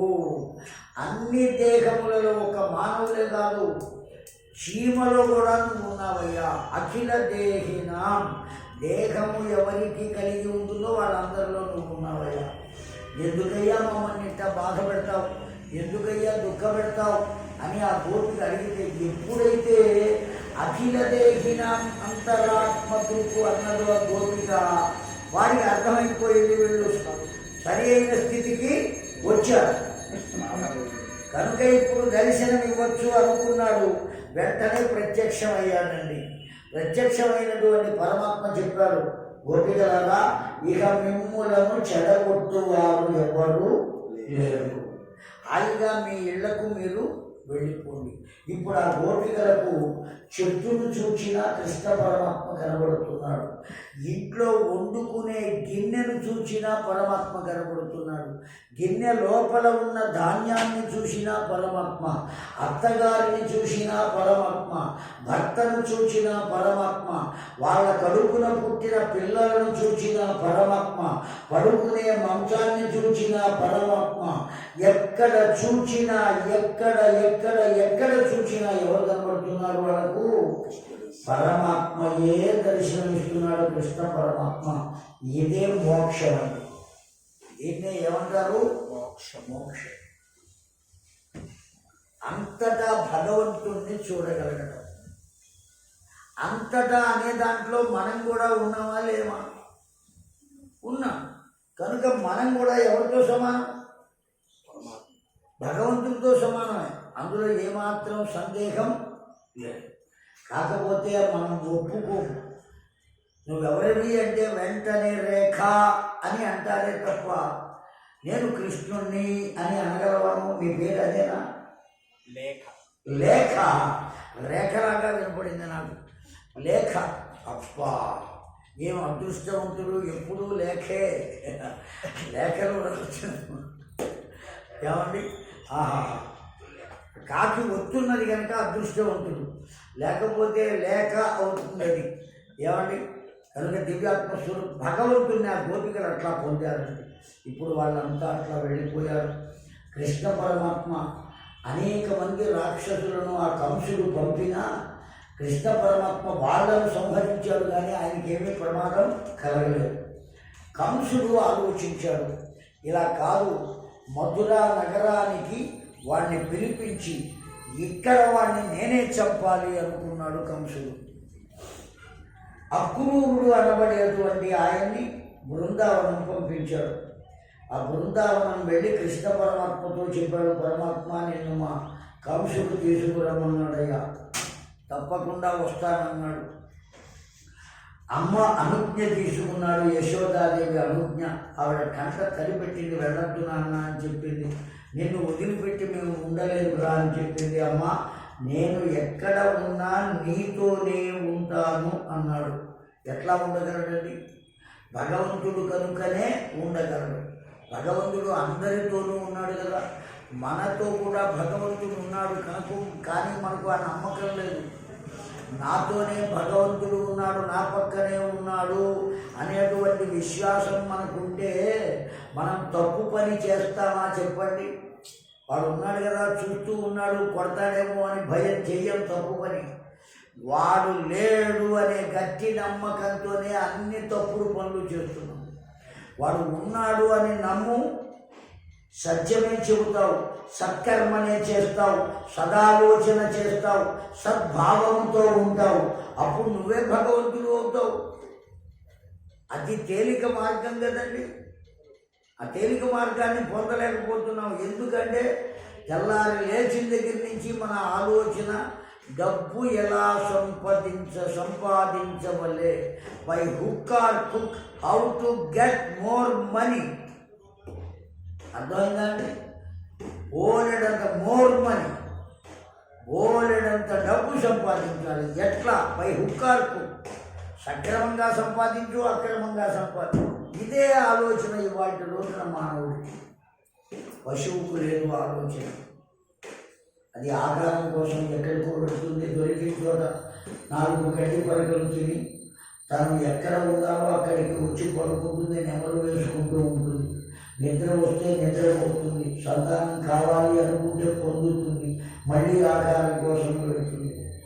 అంతే తప్ప నేను కోట్లు సంపాదించి నిలబెట్టాలి, డూప్లెక్స్ భవనం కావాలి, 3 బెడ్రూమ్ కావాలి, 4 బెడ్రూమ్ కావాలి, ఇవన్నీ వాటికి అక్కర్లేదు కదండి. అవునా కదా? ఇవన్నీ కావాల్సింది ఎవరికి? మనకే కావాలి. కేవలం శరీరాన్ని కప్పుకోవడానికి వస్త్రం. కానీ 300 పెట్టి కొనుక్కునే వాళ్ళు ఉన్నారు, 150 రూపాయలు పెట్టి కొనుక్కునే వాళ్ళు ఉన్నారు, 3000, 30,000 పెట్టి కూడా చీర కొనుక్కునే వాళ్ళు ఉన్నారు. దేనికా చీర? దాని పరమార్థం ఏమిటి? దాని పరమార్థం ఏమిటి చెప్పండి? ఎందుకు వస్త్రము ధరించవలే? పరమార్థం ఏమిటి? శరీరమును కప్పుకుంటా. ఇంతే.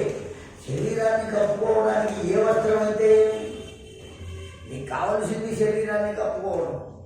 అది 1,00,000 రూపాయలు ఖర్చు ఉండాలి అని ఎందుకు అనుకుంటావు? నీ స్టేటస్ కోసం నువ్వు అనుకుంటావు. అవునా కదా?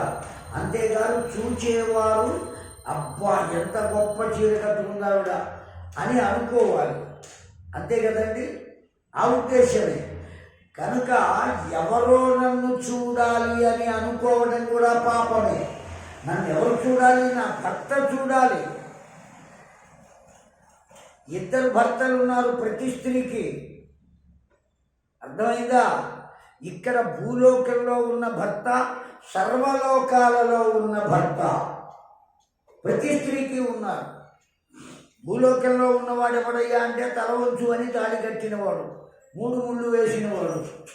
జగద్భర్త ఉన్నాడు, వాడు తాళి కట్టక్కర్లా, 3 ముళ్ళు వేయక్కర్లా. మనకు 3 స్థితులను కల్పించినవాడు వాడే. నువ్వు భూమిని తిరగడానికి కారణం వాడే. నీకు జన్మనిస్తున్నాడు, నిన్ను పెంచి పెద్ద చేస్తున్నాడు, మళ్ళీ నిన్ను తీసుకుపోతున్నాడు. ఈ 3 ముళ్ళే. అర్థమైందా? వాడు వేశాడు 3 ముళ్ళు. కనుక మనం ఎవరి దగ్గర ఉండాలి? వీడు భూమి మీద ఉన్నాడు, వాడు అక్కడ ఉన్నాడు. అక్కడ ఉన్న వాడి దగ్గరికి వెళ్ళాలా? ఇక్కడే ఉండాలా? ఎవరి కొరకు నేను వస్త్రాన్ని ధరించాలి? ఎవరి కొరకు అలంకరణ చేసుకోవాలి? ఎవరి కొరకు ఉండాలి? కేవలం భగవతత్వము కొరకు. ఇది ఆలోచన. ఈ ఆలోచన ఎప్పుడైతే ఉంటుందో హాయిగా మన మనస్సు భగవంతుని వద్దకు వెళుతుంది. ఈ అలంకారాలన్నీ బాహ్య ప్రపంచం కొరకే. కానీ వాటి కోసం ఎంత ఖర్చు పెడుతున్నామండి? 1 గంట సేపు కట్టుకుని వదిలేసే చీర కోసం 30,000, 3,000. ఈ 30,000లో పోనీ నీ స్టేటస్ నిలుపుకోవడం కోసం 3,000తో చీర కొనుక్కో, మిగతా 27,000 తినడానికి లేని వాళ్లకు పెట్టు. కట్టుకోవడానికి వస్త్రం లేని వాళ్ళు ఎంతమంది ఉన్నారు దేశంలో? వాళ్ళకు వస్త్రాలు నువ్వు అడగవచ్చు, నువ్వు ఆ పని చేస్తున్నావా అని. నన్ను అడగవచ్చు, ఖచ్చితంగా చేస్తున్నాను నేను. నా అదృష్టం, నా భార్య కూడా అటువంటిది. అర్థమైందమ్మా? వాస్తవం. దేవతావిడ. పురాణాలు పెడుతూ ఉంటా. ఆ వెళ్ళిన చోట పండితుడు పురాణాలు చెప్పాడు కదా అని పంచులు పెడుతూ ఉంటారు, తొళ్ళు పెడుతూ ఉంటారు, శాలువాలు ఇస్తూ ఉంటారు. ఆవిడకి కూడా ఇవ్వాలి కనుక చీరలు ఇస్తూ ఉంటారు. ఇవన్నీ తీసుకొచ్చి ఆవిడ పాదాల దగ్గర పెడతా. ఆవిడ ఏం చేస్తుందో తెలుసునండి? ఈ పంచెలు, చీరలు, జాకెట్ బట్టలు, శాలువాలు ఓల్డేజ్ హోములలో, అర్థమైందా? అట్లాగే అంధుల పాఠశాల, మొత్తం వీటన్నిటికీ తీసుకెళ్ళిపోయి పంచిపెట్టేసి వచ్చేస్తుంది అంతే. నేను ఇంటికి వెళ్ళడం 2 రోజుల్లో అవి మొత్తం ఖాళీ చేయడం అంతే. 0కి 0, హల్లుకి హల్లు, ఏమి మిగలకూడదు. పనిచేస్తుందండి, మొత్తం ఇచ్చేస్తుంది. నా అదృష్టం అది, తెలిసిందా? అంతేగాని నా చిన్ని పొట్టకు శ్రీరామ రక్ష, నా స్టేటస్ కోసమే 1000 రూపాయలు పెట్టుకొనుకో, మిగిలిన 29,000 లేని వాళ్ళకు ఉపయోగించి 30,000 పెట్టి చేరుకునేవారు. ఈ 1000 రూపాయల చీర ఏం చేస్తుందో 30,000 పెట్టుకున్నా అదే చేస్తోంది కదా, శరీరాన్ని కప్పటమే కదా. ఎవరి ఇది చదువు అంటే? అర్థమైందా? వాస్తవమైనటువంటి జ్ఞానాన్ని తెలుసుకోవడమే చదువు, సత్యమును తెలుసుకోవడమే చదువు. కనుక దివ్యాత్మ స్వరూపులారా, తల్లులారా, అమ్మా, కృష్ణ పరమాత్మ యశోదాదేవిని బతిమలాడాడు, నన్ను పంపించమన్నాడు. నేను నీతోనే ఉంటాను అన్నాడు. వాడు అందరితోనూ ఉంటాడు, అక్కడే కదా మనం ఉన్నది. కనుక ఆ యశోదమ్మ సరే వెళ్ళిరానండి. బలరాముని కూడా వెంట పెట్టుకుని ఆ పురువునితో బయలుదేరాడు. ఎక్కడికి బయలుదేరాడండి? బృందావనం నుంచి మధుర నగరానికి బయలుదేరాడు. కంసుడు పిలిచాడు కనుక ఆ మధురా నగరానికి వెళుతూనే, మధురా నగరంలో ఆ పొలిమేరల దగ్గరికి వెళ్ళగానే అక్రూరుడు కృష్ణ పరమాత్మకు పినతండ్రి వరుస. ఏ వరుస? పినతండ్రి అంటే బాబాయ్. అర్థమైందా? బాబాయ్, నువ్వు రథం ఆపువయ్యా, మేము దిగేస్తాం, ఊళ్ళో కొన్ని పనులు ఉన్నాయి, చూసి వస్తాము అని చెప్పారు. సరేనన్నాడు. అక్రూరుడు రథాన్ని తీసుకుని వెళ్ళిపోయాడండి. కృష్ణ పరమాత్మ బలరాముడు దిగారు. జాగ్రత్తగా వినండి. ఇక రుక్మిణీ పరిణయ దగ్గరికి వస్తుంది. మీ వారిని కూడా రమ్మను వస్తారు, కూర్చుంటారు. ఆ పరిణయ గాథ వినాలి అని మీ మరిదిని ముందు వింటాడు. ఆయన పేరేంటో ఇప్పుడు నేనే పిలుస్తాను. భలే, చాలా సంతోషం. భర్త పేరు చెప్పరాదు. విన్నావు, ఆచరించావు, చాలా సంతోషం అమ్మా. కన్న తల్లి, బంగారు తల్లి అమ్మ. కనుక ఆ విధంగా ఆ మధురా నగరంలో అక్కడే ఆగిపోయాడండి. దిగేశాడు కృష్ణ పరమాత్మ బలరాముడు. అలా వీధి వెంట వెళుతున్నారు. ఆ వీధుల ప్రక్కన ఉన్న ఇళ్లలో ఉన్న వాళ్ళంతా కూడా వాళ్ళ పనులు వదిలేసి పరమాత్మను చూడడానికి వస్తున్నారండి. ఇతడేనే భక్త రంజనుడు, మురభంజనుడు, నిరంజనుడు ఇతడేనే. అలనాడు పూతనను సంహరించిన జంతి ఇతడేనే. తురావత్తును తుంచివేసిన మహనీయుండితండేనే. చక్కగా వాళ్ళందరూ వాళ్ళని వచ్చి చూస్తున్నారండి. కిటికీలోంచి చూస్తున్నారు, మేడల పైకి ఎక్కి చూస్తున్నారు, రోడ్ల మీదకి వచ్చి చూస్తున్నారు. చిన్న చిన్న వాళ్ళు వచ్చి నమస్కరిస్తే ఆశీర్వదిస్తున్నాడు పరమాత్మ. తన తోటి వయస్సు వాళ్ళు వస్తే ఆలింగనం చేసుకుంటున్నాడు ఆనందంగా. తనకన్నా పెద్దవారు వస్తే వాళ్లకు తానే నమస్కరిస్తున్నాడు. ఎవరు? కృష్ణ పరమాత్మ. బలరాముడు కూడా కృష్ణుని అనుసరిస్తున్నాడు. అలా వీధి వెంట వెళుతున్నారు. కనబడుతున్నారా? బలరామ కృష్ణులు వీధి వెంట వెళుతూ ఉంటే ఒక చాకలి వాడు పెద్ద మూట భుజాన వేసుకుని వచ్చాడు. వస్తున్నాడు ఎదురు. జాగ్రత్తగా వినండి. ఆ చాకలి వారి దగ్గరికి పరుగు పెట్టాడు కృష్ణ పరమాత్మ. పరుగు పెట్టి ఈ మూటలో ఏమి ఉన్నవి అడిగాడండి. బట్టలు ఉన్నవి. నోట్లో ఏముంటాయండి? చాకలి వాడి దగ్గర బట్టలే ఉంటాయి. బట్టలు ఉన్నవి, ఉతికినవా ఉతకనివా అడిగారు. ఉతికినవే, ఇస్త్రీ కూడా చేశారన్నాడు. ఎవరి బట్టలు? కంసరాజు బట్టలు అన్నాడు. కంసుని వస్త్రాలు అందులో ఉన్నాయి. నాకు కూడా ఇస్తావా, నేను ధరిస్తాను అన్నాడు కృష్ణ పరమాత్మ. చాకలి వాడు ఏమన్నాడు? నీ ముఖానికి తోడు రాజుగారు వేసుకునే బట్టలు కావాలా అన్నాడు. ఎవరిని? కృష్ణ పరమాత్మని. అనేటప్పటికీ కృష్ణ పరమాత్మ చిరునవ్వు నవ్వి పిడికి బిగించి వారి నెత్తి మీద ఒక్క దెబ్బ వేశాడంట. ఆ చాకలి వారి ప్రాణాలు అయిపోయి ప్రాణాలు పోయినాయి. బలరాముడు పరిగెత్తుకుంటూ వచ్చాడు. ఇట్టయ్యా, నీకు వస్త్రాలు ఇవ్వనంత మాత్రం చేత వాడిని చంపేస్తావా అడిగాడండి. బలరాముడే గారు, మనకి అనుమానం వస్తుంది. మీకు వచ్చిందా రాలేదా? వచ్చిందా? బట్టలు ఇవ్వకపోతే చంపేస్తాడా? ఏం న్యాయం ఇది అని అనిపిస్తుంది. ఎందుకు చంపాడు? కారణం ఏమిటి? కృష్ణ పరమాత్మ చెప్పాడు, అన్నయ్య, నాకు వస్త్రాలు ఇవ్వనందుకు సంహరించిన వాడిని. క్రిందటి అవతారంలో సీతను గురించి తప్పుగా మాట్లాడిన చాకలి వాడు వీడే. అర్థమైందాకా లేదా? సీతమ్మను గురించి తప్పుగా మాట్లాడిన వాడు వీడే. అందుకే దానికి శిక్ష ఇప్పుడు వేశానని చెప్పాడు. కనుక మనకు ఏ శిక్ష అయినా ఎప్పుడు పడుతుంది? తర్వాత జన్మలో పడుతుంది, ఈ జన్మలో పడదు. అర్థమైందా? ఎప్పుడు అనుభవిస్తామో తెలియదు. భగవంతుడు శిక్ష వేస్తాడు. ఇలా చాకలి వారికి వేశాడా లేదా? ప్రాణాలు తీసేశాడంటే మరణాంతరంగా. అక్కడి నుంచి బయలుదేరాడు. వీధి వెంట వెళ్తుంటే దోవ పక్కన ఓ గుడిసె కనబడింది. తెలిసిందా? ఆ గుడిసె లోపల ఓ ముసలాయన కూర్చుని పూలు మాల కడుతున్నాడు. ఏం కడుతున్నాడు? పూలు మాల కడుతున్నాడు. ఆ మాల కట్టేటువంటి ముసలాయన దగ్గరికి వెళ్ళి కూర్చున్నాడు. కింద కూర్చున్నాడు. ఆయనతో పాటు పక్కన ఎవరు? కృష్ణ పరమాత్మ. ఎక్కడో బంధువు ఇంటికి వచ్చినట్టుగా, ఆ బంధువుని పలకరించడం కోసం వచ్చినట్టుగా.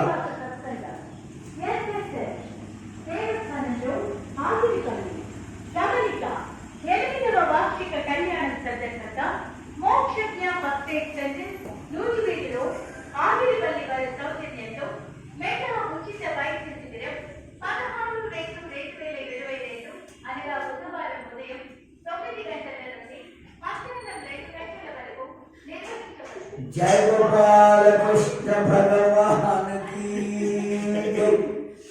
బయట వాడెవరో అనౌన్స్మెంట్ చేస్తే మనం వాడిని పోట్లాడదాం. ఇదే కాక ఆపరా, ఏమిట్రా ఈ గొడవ అని. అది మందే అయితే ఏం చేస్తాం? ఏమండి? రాముడు బాణం వేశాట, కప్పకు తగిలింది. ఎందుకు అరవలేదు అని కప్పను అడిగట. ఎవరన్నా కొడితే నిన్ను తలుచుకుంటాను రామయ్య, నువ్వే కొడితే ఎవరిని తలుచుకుంటానయ్యా అన్నట్ట. ఏం చేయాలి? జయ గోపాల కృష్ణ భగవానికి. ఆ రోడ్డు మీద వెళుతుంటే ఆ వీధి ప్రక్కన ఒక గుడిసె కనపడింది. ఆ గుడిసె కనపడితే ఆ గుడిసెలోకి వెళ్ళాడు. వెళ్తే అక్కడ ఒక ముసలాయన ఏం చేస్తున్నాడు? పూల మాల కడుతున్నాడు. వినపడలేదేమో అని మళ్ళీ చెబుతున్నాడు. ఆ మాల కట్టేవాడి పక్కన కూర్చున్నాడు. వెళ్ళి ఎవరు? కృష్ణ పరమాత్మ. చూచాడండి ఆ ముసలివాడు. తేలివాడు చూచాడు. పరమాత్మ, నీవా? నా ఇంటికి వచ్చావా?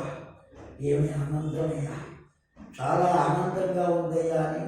అతడు ఏం చేస్తాడు? వాడి వృత్తి ఏమిటి అంటే, వీధిలోకి వెళ్ళి ఆ ఇంటి వద్ద పూచిన పూలనన్నిటినీ కోసుకొని వచ్చి ఏ రంగు పూల ప్రక్కన ఏ రంగు పూలు పెట్టి మాల కడితే అందంగా ఉంటుందో ఆ విధంగా మాలను కట్టి ఒక మాల తీసుకువెళ్ళి భగవంతుని మెడలో వేయుట. ఇది ఆయన పని. అంతే. అందుకని అతన్ని సుదాముడు అని పిలుస్తారు. దామము అంటే మాల, పూల మాల. సుదామము సుష్టు దామం కనుక మంచిగా అందంగా పూల మాల కట్టగలిగిన వాడు కనుక సుదాముడు.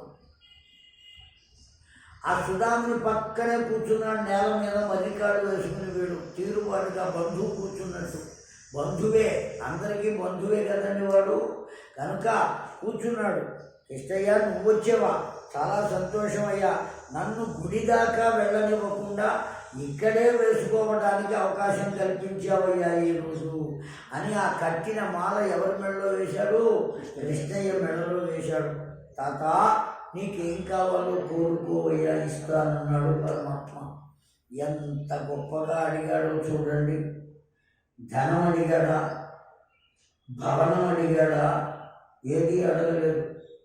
అతడికి తినడానికి లేదు, వెచ్చమెత్తుకుని బతుకుతాడు.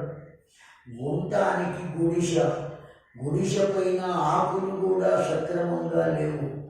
వర్షం పడితే బయట కన్నా లోపలే ఎక్కువ పడుతుంది. కప్పు సక్రమంగా లేదు. అటువంటి స్థితిలో ఉన్న ఇల్లు పోనీ ఓ డూప్లెక్స్ హౌస్ కావాలని అడిగాడా? అడగలేదు. ఏమడుగుతున్నాడు ఆ సుధాముడు? నీ పాద కమల సేవయు నీ పాదాక్షపులతోటి నెయ్యము నితాంత అపార భూతదయయును తాపసమందార నాకు దయచేయగదే. ఎవరైనా అడుగుతారా అండి? భాగవతం మనకు నేర్పడానికే చెప్పింది. భగవంతుణ్ణి ఏమడుగుతున్నాడు? నీ పాద కమల సేవయు, నీ పాదములను అర్చించడం, నీ పాద పద్మాలను సేవించడం కావాలయ్యా. రెండవదేంటి? నీ పాదార్చకులతోటి నెయ్యము, నిన్ను నిరంతరము సేవ చేసేటువంటి వారితో, సేవ చేసే వారితో స్నేహం కావాలి. అర్థమైందమ్మా? నిరంతరము స్వామికి సేవ చేస్తూ ఉంటాడు. ఇప్పుడు నాకు ఆయనతో స్నేహం ఏర్పడింది. అది అర్థవంతమైనటువంటి స్నేహం. టీ నీళ్లు తాగడానికో సిగరెట్ తాగడానికో చేసే స్నేహం కాదు. సంపదను పంచుకోవడానికి చేసే స్నేహం కాదు. ఎవరితో స్నేహం కావాలి?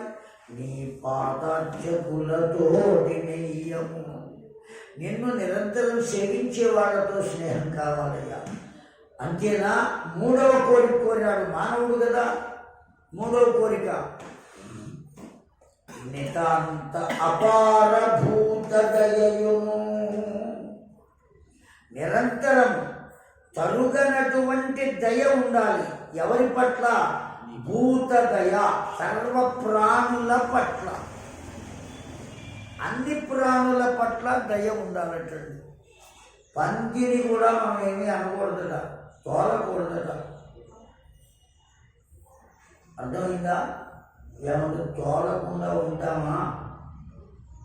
అదేం ప్రశ్న అండి, ఆయన అట్టా చెప్పడం ఏమిటండి అని అడిగాడు నన్నే ఒకడు. వాస్తవం ఆయన, దీని అర్థం అది కాదు, దాని దగ్గరకు వెళ్ళకుండా ఉండుట అని అర్థం.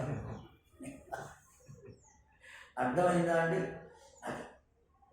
నీచమైన, అసత్యకరమైన, క్రూరమైన పులి దగ్గరికి వెళ్తామా మనం? సింహం దగ్గరికి వెళ్తామా? పాము దగ్గరికి వెళ్తామా? దీని దగ్గరికి ఎందుకు వెళ్తున్నావు? అది ఉండే చోటికి ఎందుకు వెళ్తున్నావు? వెళ్ళమాకు.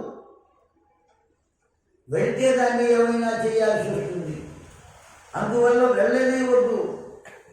ఆ స్థితిని పొందాలి.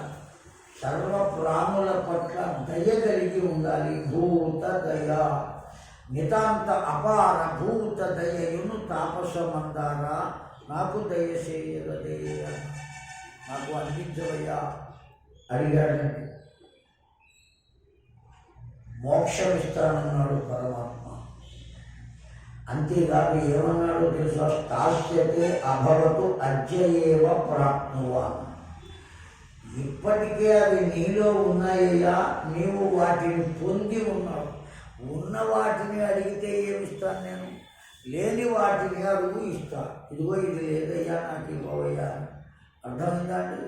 నీకు ఉన్నవే అడుగుతున్నావు కనుక నేను ఇవ్వగలిగింది ఏది ఉన్నది తురీయమైనది అంటే మోక్షం. అది ఇస్తున్నా తీసుకోకుండా అక్కడి నుంచి బయటకు వచ్చాడండి. సుధాముని కరుణించి బయటకు వచ్చారు. సుగంధం వస్తుంటే ఎక్కడి నుంచి వస్తుందో చూచి అక్కడికి వెళ్ళారు. తీరా అక్కడ ఎవరున్నారు అంటే కుబ్జ అనే ఆవిడ ఉన్నదండి. ఆ కుబ్జ అనబడేటువంటి ఆవిడ వద్దకు వెళ్ళి అమ్మాయి సుగంధం ఎక్కడి నుంచి వస్తుంది అని అడిగాడు కృష్ణ పరమాత్మ. ఇదిగో ఈ గిన్నెలో ఉన్నదయ్యా, నీ దగ్గర ఎందుకు ఉంది సుగంధం? నా దగ్గరే ఉండాలి సుగంధం. ఆవిడ కుబ్జ, ఆవిడ పేరు. ఆవిడకి ఎంత భూమి ఉన్నది అంటే ఓ పల్ల వేయచ్చు ఇక్కడ ఆ భూమి మీద, అంత ఉన్నది భూమి. అంతేకాదు శరీరంలో 3 వంకరలు ఉన్నాయిగా, త్రివక్ర అని కూడా పిలుస్తారు, కుబ్జ అని పిలుస్తారు. ఎవరిని? ఆ ఉన్నటువంటి ఆవిడని. ఆవిడకు ఏ పూల రసంతో ఏ పూల ద్రవాన్ని కలిపితే ఎటువంటి సుగంధ ద్రవ్యము వస్తుందో బాగా తెలుసుతారు. అందుకని కంసరాజు ఆవిడకి జీతం ఇచ్చి మరి తయారు చేయడానికి పెట్టాడు.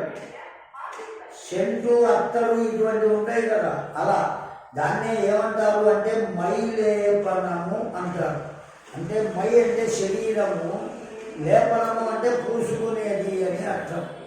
పూర్వపు రోజుల్లో పూసుకునేవాళ్ళు, వాళ్ళకి తెలియక ఇప్పుడు మనం కొట్టుకుంటున్నాం అంతే. ఫస్ట్ ఎత్తే మొహాన్ని వచ్చి పడుతుంది. చూసా ఇక్కడే ఎన్నున్నాయి. ఫాగ్ తప్పు లేదు, ఏదో అనుకో మాకండి, ఏదో అంటున్నా, తప్పు లేదు. ఎందుకని చుట్టుపక్కల వాళ్ళకు ఏ విధమైన ఇబ్బంది కలగకుండా చూసుకోవడంలో దోషమేమీ లేదు. ధరించి తీరవలసిందే. భగవంతుడే ధరించాడు, వాడికి కూడా ఉన్నాయి కదండి, సేవలన్నీ ఉన్నాయి. అర్థం చూపించడం దగ్గర నుంచి ఉన్నది. దర్శనం ఉన్నదా లేదా అంటే అర్చనలో ఉన్నది. వేడి నీళ్లు పోయడం కూడా ఉంది భగవంతుడికి. తాంబూలం ఇవ్వడం ఉన్నది. అన్నీ ఉన్నాయి వాడికి. అన్నమయ్య రాశాడు, పునుగు జవ్వాది ఇవన్నీ వేసి నీకు నీళ్ళల్లో పోసి అభిషేకం చేస్తానయ్యా. ఏలా లవంగములు ఇవన్నీ వేసి అది పగడపు పొడి, ముత్యాల పొడి అవన్నీ తాంబూలంలో వేసి ఇస్తానయ్యా అని అన్నమయ్య అడిగాడు. కనుక ఇవన్నీ పొందవచ్చు, తప్పేది. అర్థమైందా అండి? కాకపోతే అదే జీవితంగా మాత్రం ఉండరా, పరార్థమై ఉండాలి కానీ స్వార్థంగా ఏది ఉండరాదు అని చెప్పారు. అంతే. కనుక మైలేపనం తయారు చేయడం నాకు బాగా వచ్చున్నది. తయారు చేయడానికి నేను తయారు చేస్తానయ్యా, రాజుగారి దగ్గరికే తీసుకువెడుతున్నానని చెప్పింది. కృష్ణ పరమాత్మ గారు నాకు కూడా ఇస్తామని ఒడ్డికి పూసుకుంటా అన్నాడు చిన్నపిల్లవాడికి. మరి చిన్నపిల్లవాడే. మధురా నగరానికి పరమాత్మ వచ్చే నాటికి 9 సంవత్సరాలు. ఎవరికి? కృష్ణ పరమాత్మకు. ఆ 9 సంవత్సరాల పిల్లవాడు అడిగాడండి. అయితే ఆ రోజుల్లో ఉండే శారీరక నిర్మాణం వేరు, ఆ శరీరం వేరు, ఆ బలం వేరు, వాళ్ళ ఆయుర్దాయం వేరు ద్వాపరయుగంలో. కాకపోతే మనకన్నా కొంచెం ఎక్కువ, పెద్ద ఎక్కువేమీ కాదు. కారణం ఏమంటే కృష్ణ పరమాత్మ అవతరించిన ద్వాపరయుగం తరువాత ఏమొస్తుంది? ద్వాపరయుగం తరువాత కలియుగం. ఆ కలియుగంలోనే ఉన్నాం మనం ఇప్పుడు. ఆ ద్వాపరమే మనకన్నా ముందే కనుక పెద్ద తేడా ఏమీ లేదు కృష్ణ పరమాత్మకు మనకు. శరీరంలో కానీ ఆయుర్దాయంలో కానీ అన్నిటిలో. కనుక ఆ విధంగా అడిగితే సరే తీసుకోవయ్యా, నీకన్నా ఎక్కువ తీసుకో అన్నది. ఆ ఒళ్ళంతా పూసుకున్నాడు ఆ గంధాన్ని. బలరాముడికి పూశారా, ఆనందం కలిగింది. ఆనందం కలిగి పదం పాదమేవ ధార్యతే చుబుకం ధార్యతి ఉత్సృజ్యమానం ఉపసర్పతే. ఆవిడ 2 కాళ్ళ మీద తన కుడి పాదాన్ని ఉంచాట పరమాత్మ. ఎవరి 2 కాళ్ళ మీద? ఆ కుబ్జ యొక్క 2 పాదాల మీద తన పాదాన్ని ఉంచి గడ్డం దగ్గర చేయి పెట్టి ఉత్సృజ్యమానం ఒక్కసారి అలా పైకి నెట్టాటండి గడ్డాన్ని. ఆవిడ శరీరంలో ఉన్న వంకరలన్నీ పోయినాయి, గూలిపోయింది. అతిలోక సౌందర్య రాశి వలె తయారయ్యింది. ఎవరు? కుబ్జ. ఇక్కడ మనం ఆలోచించవలసిన విషయం, మనకు తెలియవలసిన పాఠం. చాకలి వాడి వద్దకు వెళ్ళి ఆ బట్టలు నాకు ఇస్తావా, వస్త్రాలు నేను కట్టుకుంటాను అంటే వాడు ఏమన్నాడు? నీ ముఖానికి తోడు రాజుగారి బట్టలు కావాలా అని అడిగాడు. ఎవరిని? కృష్ణ పరమాత్మ. అర్థమైందండి? భగవంతునకు సమర్పించలేకపోయాడు, అంతే కదా, ప్రాణాలు పోగొట్టుకున్నాడు. ఇక్కడ కుబ్జ అడిగిన వెంటనే తాను నేర్చుకున్న విద్య ద్వారా వచ్చిన దాన్ని ఎవరికి సమర్పించింది? భగవంతుడికి సమర్పించింది. సమర్పించిన పుణ్యవశం చేత వంకరలు మొత్తం పోగొట్టుకుని సౌందర్యముగా తయారైనది. ఇప్పుడు మనకేమర్థమైంది అంటే, మనకు తెలిసిన విద్యను కూడా మనము భగవంతునికే సమర్పిస్తే మనలో ఉన్న వంకరలన్నీ పోవును. ఎన్ని వంకరలు ఉన్నాయో మనకేం తెలుసు? ఏమండి, శరీరంలో కాదు, మానసికంగా కూడా ఎన్ని వంకరలు ఉన్నాయో మనకు తెలియదు. పైకి అనేక రకాలుగా మాట్లాడచ్చు, లోపల ఇంకొక రకంగా అనుకోవచ్చు. అర్థమైందా? బయటకు బాహ్యానికి అంతరమునకు కూడా ఒకే రకంగా నిరంతరము భావించేటువంటి వారు లోకంలో ఎంతమంది ఉంటారు చెప్పండి? ఉంటారా? ఎంతమంది ఉంటారు? వేళ్లతో లెక్క పెట్టగలిగిన వారే తప్ప అందరూ ఉండరు. అందరికీ బాహ్యానికి ఒక రకమైన మాట, ఆంతరికమైనటువంటి ఆలోచన వేరుగా ఉంటుంది. తెలిసిందా? కనుక అంతర్దృష్ట్యా శుద్ధయ బహిర్దృష్ట్యా పావకో న తేజస సేవనం కేవలం పరబ్రహ్మం అన్నారు. బాహ్యమైనటువంటి ఆలోచన దృష్టి, ఆంతరికమైనటువంటి ఆలోచన దృష్టి, ఈ రెండు ఒక్కటి ఎప్పుడవుతాయో అప్పుడు వాడు భగవతత్వాన్ని పొందుతాడు అని చెప్పబడింది శాస్త్రం. అందువల్ల భగవంతుడికి ఎవరైతే సమర్పించారో వాళ్ళు ఫలితాన్ని పొందుతారు. భగవంతుడికి ఎవరికైతే సమర్పించలేదో వాళ్ళకి దుష్ఫలితాలే వస్తాయి, కానీ సత్ఫలితాలు రావు. అక్కడి నుంచి బయలుదేరాడు రాజుగారి దగ్గరికి వెళ్ళడానికి, కంసుని వద్దకు వెళ్ళడానికి. కంసుడు ఏం చేశాడు? కృష్ణ పరమాత్మ లోపలికి రాకుండానే సంహరింపబడాలి అని బాగా మదించిన ఒక ఏనుగును అక్కడ పెట్టాడు. తెలిసిందా? కువలయాపీఠము. దాని పేరేమిటండి? కువలయాపీఠము. కు అంటే అర్థం ఏమిటండి? కు అనే దానికి పూ కాదు, కా. కాకు కొమ్మిస్తే కు, భూమి కాదు. నీచము అని అర్థం. బుద్ధి, కుబుద్ధి అంటే నీచ బుద్ధి. తెలిసిందండి? కుయోగము, నీచయోగము. కు అనేటువంటి ఉపసర్గ కనుక వేస్తే, ఉపసర్గలని వ్యాకరణంలో కొన్ని ఉన్నాయి. అప, అవ, నిస్సు, నిర్రు, దుస్సు, దుర్రు, కు, ఇవన్నీ కూడా ప్ర, పర, ఇవన్నీ ఉపసర్గలు అంటారు. ఆ పదానికి వీటిని చేరిస్తే అర్థం కాస్త మారిపోతుంది అని. కొన్ని చేరిస్తే విశేషార్థము, కొన్ని చేరిస్తే నీచార్థము వస్తుంది. ప్ర అనే ఉపసర్గ వేశామనుకోండి, ఏమవుతుంది? విశిష్టార్థం వస్తుంది. తెలిసిందా?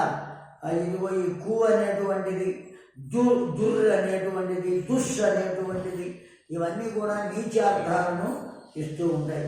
కనుక అర్థం మారిపోతుంది. ఉపసర్గలు అంటారు వాటిని. కు అనే విధంగా పెడితే అది అర్థం ఏమవుతుంది? నీచార్థంలోకి వస్తుంది. వలయము అంటే ఏమిటి?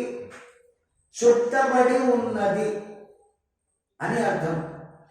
కువలయము చెడు చేత చుట్టబడి ఉన్నది. చెడు కదా కు అంటే. చెడు చేత చుట్టబడి ఉండి పీడము, పీడించున్నది. చెడు చేత ఆవరించి పీడించే లక్షణము ఏదో దాన్ని ఏమంటాం?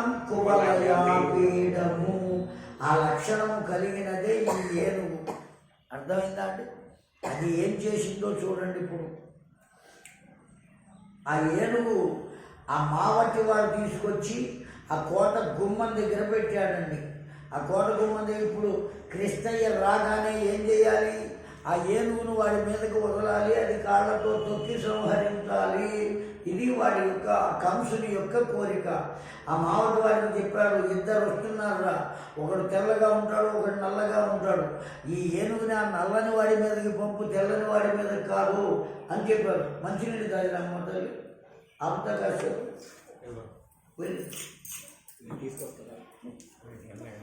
కూర్చో, లక్షణులు పని చేయాలి, కూర్చో. చెబుతా, నీ ఆజ్ఞ అయిన తర్వాత చెప్పకేం చేస్తా. జయ గోపాల కృష్ణ భగవానికి జై. అదండి మనంతా కుటుంబ సభ్యులు మాట్లాడుకుంటున్నట్టు చెప్పుకుంటాం. అది తొందరగా అర్థం అవ్వడం కోసం. ఓం నమో భగవతే వాసుదేవాయ వాసుదేవాయ